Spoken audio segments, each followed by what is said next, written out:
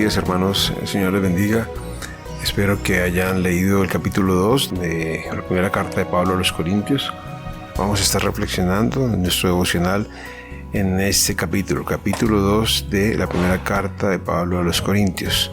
Pero antes vamos a orar.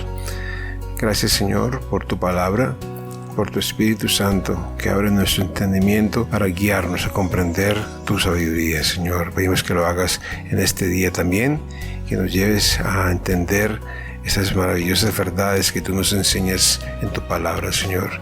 En el nombre de Jesús, amén. El título que le he dado a esta reflexión es El misterio de Dios revelado. En el capítulo anterior, Pablo terminó diciendo que ¿dónde está el sabio? ¿Dónde está el escriba? ¿Dónde está el disputador de este siglo? ¿No ha enloquecido Dios la sabiduría del mundo? Así que él menciona, nos recuerda que Dios ha decidido escoger lo vil del mundo y lo menospreciado para avergonzar lo fuerte. Y la intención de Dios es que nadie se jacte en su presencia, ¿no? Y lo que al mundo le pareció necio, Dios escogió hacerlo de esa manera para avergonzar a los sabios. Y aquí en el capítulo 2, Pablo se está presentando de una manera muy especial, contándonos de una manera muy franca también, que él estuvo en medio de los corintios con debilidad. El versículo 3 dice: estuve entre vosotros con debilidad y mucho temor y temblor. Él estaba presentándose como alguien débil. Recordemos el contraste que estaba haciendo antes, que Dios escogió lo débil para avergonzar lo fuerte, a lo necio para avergonzar a lo sabio. Y él aquí también nos está aclarando que no solamente se sentía de esa manera, sino que se había propuesto. En el versículo 2 dice que se propuso no hablar con excelencia de palabras o sabiduría, sino que lo que propuso en su corazón, el versículo 2, fue presentar a Jesucristo y a este crucificado. Entonces su mente estaba enfocada, no en persuadirlos. Recuerden que los corintios, la cultura griega, se basa en la sabiduría, en la razón, la argumentación, la retórica, la lógica. Pero Pablo no quiso usar un discurso aquí, no quiso, él podía hacerlo. Era una persona muy bien preparada y hablaba con personas sencillas, hablaba con reyes y gobernantes, pero él decidió limitarse a presentar a Jesús y a Jesucristo crucificado. El versículo 4 nos agrega: ni mi palabra ni mi predicación fueron con palabras persuasivas de humana sabiduría, sino con demostración del Espíritu y de poder. Y el 5 nos muestra por qué hizo esto. Dice: para que vuestra fe no esté fundada en la sabiduría de los hombres, sino en el poder de Dios. Y esto nos enseña, nos da un gran ejemplo aquí el apóstol Pablo, que nosotros, y es un reto para la iglesia hoy en día, y para todos los que predicamos, para los que enseñamos, evangelizamos, para los que enseñamos a los niños, que nosotros debemos siempre depender del Espíritu Santo, hacerle el espacio al Espíritu Santo para que Él persuada, para que Él convenza de pecado al necesitado, para que sea Él con su poder el que lo lleve al reconocimiento de Jesús. Porque si nosotros venimos con argumentos y sabiduría humana, podríamos llegar a interesar a la gente en la palabra de Dios, en venir a una iglesia, pero esa fe podría estar basada en la sabiduría de los hombres, y es lo que Pablo está evitando aquí. Él quiere que esa fe nueva que va a despertarse allí entre los corintios sea una fe genuina, una fe establecida, fundada en el Espíritu Santo, en la sabiduría de Dios, en el poder de Dios, y no en la sabiduría humana. Podemos tener un genuino interés de prepararnos muy bien y usar recursos expositivos, de interpretación, el método inductivo para presentar la palabra de Dios de la mejor manera. Pero si no es el Espíritu de Dios y su poder el que convence a las personas, podríamos estar haciendo que la fe de quienes nos escuchan esté basada en la sabiduría humana. Así que oremos siempre dándole al Señor el espacio para que sea el Espíritu de Dios quien manifieste su poder y que sea el que convenza, y de manera que esa fe que estamos edificando o desafiando para que alguien tenga sea una fe basada en la palabra de Dios, sea basada en el Espíritu de Dios, sea basada en el poder de Dios. No nos conformemos con simplemente dar un discurso o decir unas palabras muy elocuentes, sino que busquemos que el Espíritu de Dios se manifieste, que sea su poder el que la gente pueda sentir, ese poder que convence al mundo de pecado, ¿no? Justicia y de juicio, y que los acerca a Dios, tenga la oportunidad de tocar los corazones y surja así una fe genuina, una fe limpia, basada en Dios y no en los hombres. Me llama la atención que él dice que llegó de esa manera, como limitándose a no usar sabiduría, sino presentar a Jesús y a este crucificado. Esto ya, para los mismos judíos, era algo difícil de asimilar. Ellos esperaban a un Mesías poderoso, el Hijo de Dios, el Rey más grande de todos, por encima de los seres humanos, y resulta que llegó un hombre muy sencillo, de una región muy humilde. Lo crucificaron como un delincuente y era muy complicado para ellos creer en ese rey como su rey, en ese hombre como su rey, como el Hijo de Dios. Para los gentiles era la misma cosa. Era una locura pensar que un hombre sufriendo, perseguido, lo ven como una persona débil que había perdido, no que había triunfado. Y es una locura pensar que ese era el Salvador, el Rey, el Hijo de Dios, y que creyendo en Él vamos a ser salvos. Por eso para ellos es una locura la predicación, el Evangelio y creer en Jesucristo. Pero nosotros, por el Espíritu Santo, es que hemos podido reconocer el poder de Dios, el poder del Espíritu Santo se ha manifestado en nuestras vidas, haciendo que nuestros corazones puedan creer que esa verdad, que ese misterio que está allí como oculto tras un cuerpo flagelado, crucificado, ensangrentado, muriendo en una cruz, lo que se ve para los humanos, para las personas que no tienen a Cristo, no puedan ver lo que hay detrás, el misterio que se está revelando ante sus ojos, que es Cristo. El misterio de Dios revelado es nuestro Señor Jesucristo. Pero como los gentiles y los judíos podían verlo así, para ellos es una locura, para los judíos es un tropezadero. Ellos siguen esperando a un Mesías poderoso que los haga estar por encima de las demás naciones y los demás pueblos.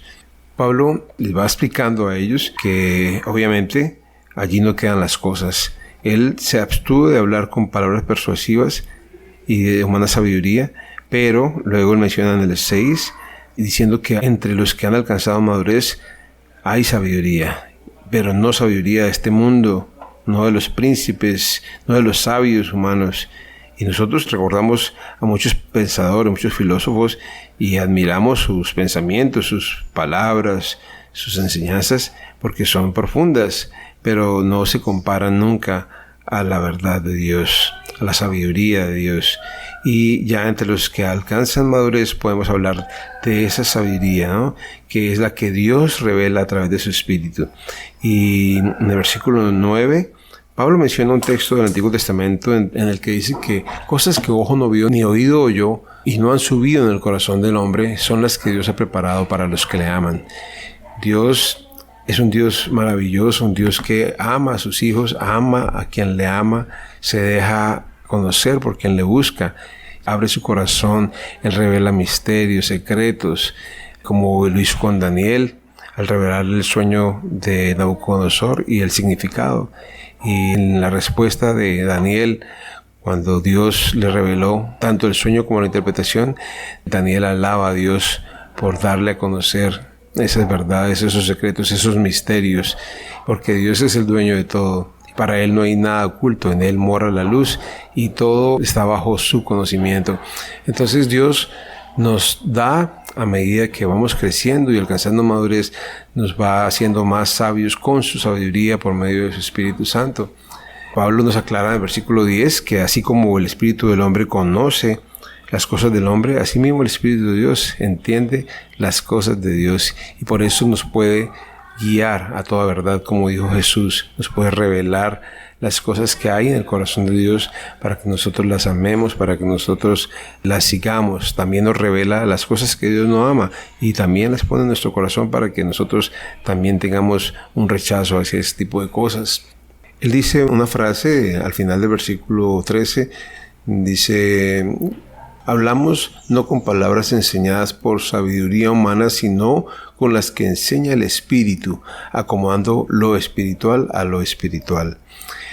Hoy en día se habla de la espiritualidad muchísimo, pero desde una perspectiva humana también. Entonces se habla de una actitud espiritual, de una búsqueda espiritual, pero el hombre no está buscando al Espíritu de Dios en esa búsqueda espiritual.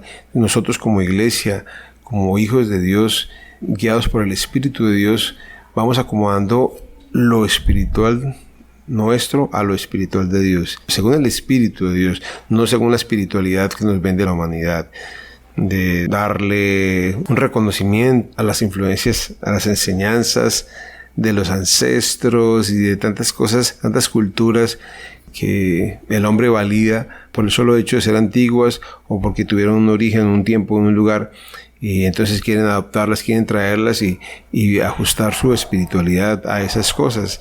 En la música, por ejemplo, se ve mucho en las zonas del Pacífico. Hay mucha música que es de tipo espiritual, pero esa espiritualidad en muchos casos es para adorar espíritus o seres de las tinieblas, de muerte. Entonces aquí Pablo nos aclara que es acomodando lo espiritual, nuestra espiritualidad, ajustándola al Espíritu de Dios, según el Espíritu de Dios, porque es el Espíritu de Dios el que hemos recibido, no el espíritu del mundo, y Él nos guía a esa espiritualidad saludable y madurez que Él llama aquí. Y en la última sección del versículo 14-16, Él nos enseña que el hombre natural no percibe las cosas de Dios, o sea, no puede entenderlas, no puede recibirlas, no las puede discernir. No le cabe en la cabeza, no las puede comprender, porque son espirituales y hay que discernirlas de manera espiritual. Entonces, si yo digo que yo soy una persona espiritual porque me gustan las cosas espirituales que el mundo me vende, las tradiciones de los ancestros, invocaciones de espíritus y cosas así, no estoy siendo un espiritual como Dios quiere. Dios no quiere que tenga ese tipo de espiritualidad en mi vida, sino que sea la espiritualidad que viene de tener una comunión con Dios, de tener al Espíritu de Dios viviendo en mí. Y aquí al final nos dice Pablo que tenemos la mente de Cristo. Y de esa manera nosotros somos instruidos por el Espíritu Santo y vamos siendo, a medida que maduramos, personas que piensan como Jesús. Nuestro estándar es la mente de Cristo, los pensamientos de Cristo, ver la vida como Él la ve y vivirla como Él la vivió, vivirla delante del Padre, vivirla en la luz, amando lo que Dios ama y aborreciendo lo que Dios aborrece. Así que ahí está la reflexión de hoy. Pablo se ciñe a presentar a Cristo y a este crucificado, aunque eso le vaya a parecer locura al mundo, aunque eso sea muy difícil de entender para ellos, pero él se lanza a hacerlo de esa manera, evitando usar palabras sabias y persuasivas para que el Espíritu de Dios tenga la oportunidad de convencer a los pecadores y para que se desarrolle de allí una fe genuina en el poder de Dios. Nos habla también de que el Espíritu de Dios nos lleva a alcanzar madurez y a medida que vamos alcanzando madurez vamos hablando sabiduría, la sabiduría de Dios, no la sabiduría del mundo. Y por último nos enseña que nosotros tenemos la mente de Cristo por el Espíritu de Dios. Nos lleva a tener la mente de Cristo y teniendo la mente de Cristo nosotros podemos hacer juicios correctos, no un juicio amañado o parcial desde mi humanidad limitada, sino bajo la perspectiva de Dios. Y Él es el que nos enseña a pensar de esa manera, nos lleva a tener la mente de Cristo para que podamos vivir nuestra vida como Cristo la viviría en la tierra. Así que, Señor, te pedimos hoy que por tu Espíritu Santo nos guíes, Señor, nos lleves a tener esta sabiduría, que solamente Él puede darnos, la sabiduría tuya, Señor, la espiritual, la celestial, no la humana, la diabólica, como dice Santiago, Señor, la terrenal. Gracias porque tú amas al que te ama, porque tú amas al hombre, aunque sea pecador, y por eso he venido a buscarle, Señor. Gracias porque decidiste revelar ese misterio de tu gracia, de tu plan para nosotros, Señor, en Cristo Jesús, quien es nuestro Redentor, nuestro Salvador, quien al morir en la cruz estaba dándonos vida a nosotros, Señor, y al resucitar estaba asegurando nuestra salvación eterna, Señor, y nuestra justificación delante de ti. Gracias porque nos has dado a través de tu Espíritu tantas cosas que podamos valorarlas, Señor, y disfrutarlas, y que podamos aprender a vivir con esta mente de Cristo que nos has dado, a no conformarnos a este mundo, Señor, que nuestra mente sea renovada todo el tiempo. Te lo pedimos en el nombre de Jesús. Amén.